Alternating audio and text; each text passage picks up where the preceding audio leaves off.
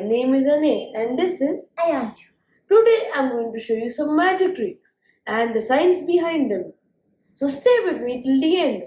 For this magic trick, we will need water, a transparent glass and a drawing.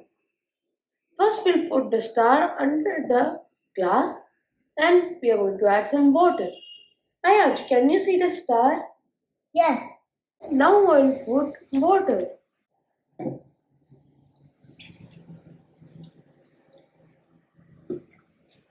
Can you see the star now? No. Magic! It's gone. For the next magic trick, we will need a glass full of water and a card with arrow marks. As you can see in this card, the top arrow mark is facing the right and the bottom arrow mark is facing the left. And as you can see, the top arrow is facing the left and the bottom arrow is facing the right now. They changed the directions.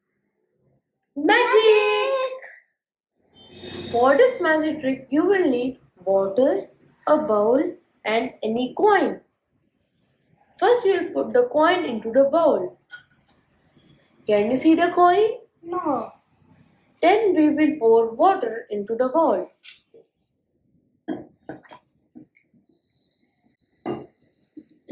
Can you see the coin now? Yes. Magic! Magic. All these magics are the result of refraction. Let's understand what is refraction first. Refraction is the bending of light as it passes from one medium to another of different density. It occurs because of speed of light is different in different materials. This results in the apparent displacement of objects and the distortion of their shape.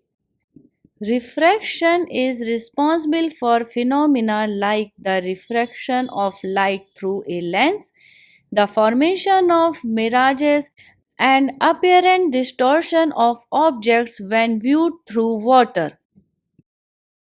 A coin can be visible when water poured into the bowl because light travels through the water and reflects off the coin, making it visible.